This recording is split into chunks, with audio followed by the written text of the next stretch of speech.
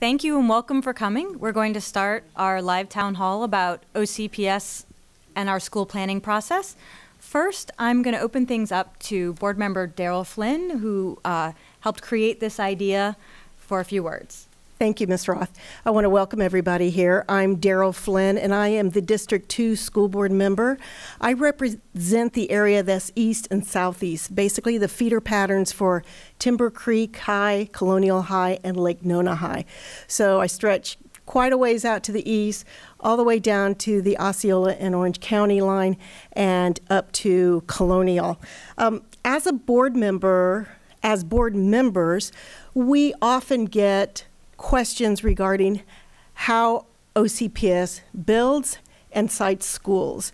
And we received enough of those questions that I really think it's time that we compile a presentation that can be immortalized in videos that can be placed on our website and available to members of the community. So I want to thank the superintendent and her staff for putting this presentation together. I really appreciate your time. I know a lot of effort and hours went into it. Mrs. Gould, my colleague who represents District 4, and we represent the fastest and highest residential growth areas in the county. I represent the Lake Nona, Moss Park, Dowden Road, Lee Vista areas, and the growth has come and it's coming even more. So it's just a lot of high growth area. We decided to collaborate so we could put this town hall meeting on together since we received the same questions about growth. An important reason for this event too, which we decided to have it here, was so that we could live stream it. We have all the equipment here, and it could be central for those who wanted to come between our districts. I think, too, that these videos, once they're produced within a week or so, can be used at your PTA meetings, your SAC meetings, for any other community meetings that have questions about schools and growth. I want to introduce Pam Gould, but first I also want to introduce Nancy Robinson of District 6. She's here. She's our colleague as well. So with that, Mrs. Gould, District 4 representative, I give it to you. Thank you, Mrs. Flynn. I am excited about this forum today. While we've both held multiple community meetings around growth and the strategies that OCPS provides in order to plan for growth, you still only capture a few people at a time that can make those meetings.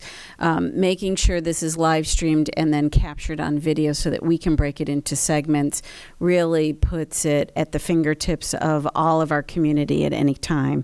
I represent the West Orange area. I easily explain that basically from West Colonial Highway 50 down to Hunters Creek and Kirkman Road over to Lake County. That includes all the feeder patterns for Dr. Phillips High School, Olympia, West Orange, and Windermere High.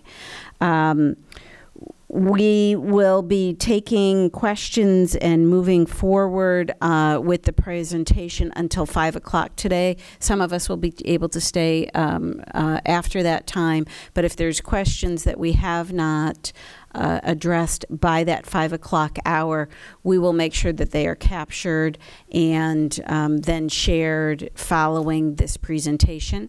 Also, if there's things that aren't on our topic today that are outside the scope of this presentation, we'll capture those, get them to the right folks to answer those questions and get that feedback out as well, because I know we got a lot of written questions that were outside the scope of the project today. So with that, we are very excited to begin to get this presentation underway. One other thing I want to address, if you have not heard a specific plan about the school you're interested in, reach out to your school board member and we will help you with that. Today we're really talking about process, and while many of the specific schools that are in our current 10-year plan will be addressed, there may be specific questions that aren't answered about a particular school, its zoning, its location, whatever that is.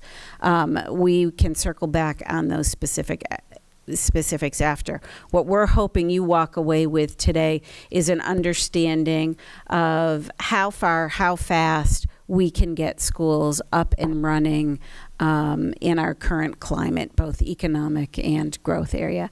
One point to make before I turn it over to the staff is, in talking with county staff last week, we are seeing rates of about 1,000 people moving into the county every month. So that is what we contend with, on a daily basis as we build schools and try to meet the needs of our community. With that, I'll turn it back to Lauren Roth. Actually, I believe Ms. Flynn wanted to add. I'm sorry, Ms. Flynn. I wanted to make the point that the individuals who are up here on the panel, these are our OCPS experts in the various areas that comprise our construction program in real estate, demography, student enrollment, construction. So these are experts in their fields, and we appreciate their expertise. Thank you. Thank you. Thank you to Ms. Flynn and Ms. Gould. So I'll get started now. Again, welcome and thank you for coming. Our hope is that everyone who's here or watching today is able to learn at least a few new things. Orange County Public Schools in 2018 has 196 schools. Of those, 118 of them have been rebuilt or renovated since 2003, so in the past 15 years. Another 50 are completely new schools like Windermere High, Timber Springs Middle School, and Lake Nona High School. Those have all opened since 2003. And yet another 20 are in the works to open in the next 10 years.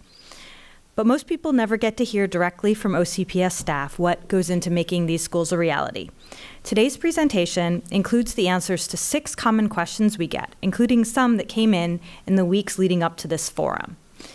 We will explain how OCPS plans schools, how it's decided which schools go first, how locations are chosen for new schools, what approvals OCPS needs to build schools, how new schools are funded, and what the process is for school construction. After the main presentation, we will take a 15-minute break. Then we will return to answer questions. For those of you in the audience here at the RBELC, please put questions on a comment card. It looks like this. And turn them in to Marilyn Gutierrez, who also just held up a card over there, with School Board Services by the beginning of the break. For those of you tuning in from online, also welcome. Thank you for being here. Please enter your questions in the chat window. We will remain open for questions there also until the beginning of the break. During the break, our team will compile the questions to combine repeats and eliminate questions that were answered in the presentation. I will then work down the list of questions until, as Ms. Gould said, 5 p.m. At that point, we will end the meeting, but some of us will be able to stay afterwards to answer any one-on-one questions. The presentation will be divided into segments by topic.